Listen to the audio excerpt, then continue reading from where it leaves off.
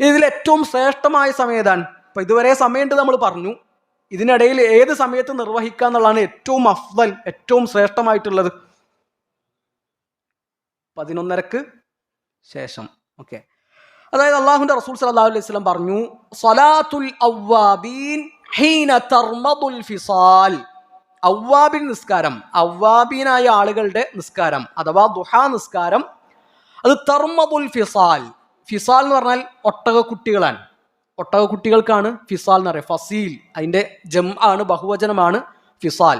ഈ തർമദുൽ ഫിസാൽ എന്ന് പറഞ്ഞാൽ സൂര്യന്റെ ചൂടൊക്കെ ഇങ്ങനെ കൂടിയിട്ട് മരുഭൂമിയിൽ മണ്ണൊക്കെ ചൂടാകിയിട്ട് ഈ ഒട്ടകക്കുട്ടികൾക്ക് എന്താ നേരെ നിൽക്കാൻ കഴിയൂല, ചൂട് താങ്ങാൻ പറ്റാതെ അവരിങ്ങനെ എരിപിരി കൊള്ളുന്ന ഒരു സമയമുണ്ട്. ആ സമയമാണ് ദുഹാ നിസ്കാരത്തിന്റെ ഏറ്റവും ഉത്തമമായ സമയം. അപ്പോൾ ദുഹാ നിസ്കാരം അതിന്റെ ആദ്യ സമയത്ത് നിർവഹിക്കുക എന്നുള്ളതല്ല ഏറ്റവും അഫ്ദൽ. ഏറ്റവും അഫ്ദൽ ഏതാണ്? ചൂട് കൂടുന്ന സമയത്ത് നിർവഹിക്കലാണ്. ചൂടിന്റെ കാഠിന്യം കൂടുന്നതനുസരിച്ച് അതിന്റെ ശ്രേഷ്ഠതയും കൂടും. അപ്പോൾ ഏറ്റവും അഫ്ദലായത് നേരത്തെ ഷാഫിക്ക് പറഞ്ഞ പോലെ 11 മണി 11:30 എന്നൊക്കെ പറഞ്ഞവരുണ്ട്. എത്രത്തോളം എഴുകുന്നുവോ അത്രത്തോളം അതിന്റെ ശ്രേഷ്ഠത കൂടുകയാണ്. ചൂട് കൂടുന്നതനുസരിച്ച് എന്താകും? ആ നിസ്കാരത്തിന്റെ ശ്രേഷ്ഠത കൂടുമെന്നാണ്. അപ്പോൾ ദുഹാ നിസ്കാരം അതിന്റെ ആദ്യ സമയത്ത് നിർവഹിക്കുന്ന കുറച്ച് ആൾക്കാരെ കണ്ടപ്പോൾ സയ്യിദ് ഇബ്നു അർഖം റളിയല്ലാഹു അൻഹു പറയുന്നുണ്ട്, അമാ ലഖദ് അലിമു അന്ന സ്വലാത ഫീ ഗൈരി ഹാദിഹി സ്സാഅ അഫ്ദൽ.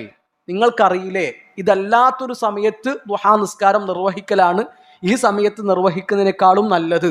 എന്നിട്ട് നബി സല്ലല്ലാഹു അലൈഹി വസല്ലം പറഞ്ഞ ഹദീസ് പറഞ്ഞു കൊടുക്കുകയാണ്, സ്വലാത്തുൽ അവ്വാബീൻ ഹീന തർമദുൽ ഫിസാൽ.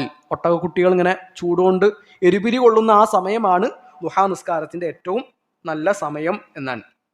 അപ്പോൾ ദുഹറിന്റെ തൊട്ട് മുമ്പൊക്കെ ആയിട്ട് ഒരു 12 മണി അല്ലെങ്കിൽ 11:45 ആ സമയത്തൊക്കെ നിർവഹിക്കുക എന്നുള്ളതാണ് ഏറ്റവും അഫ്ദലായിട്ടുള്ള സമയം.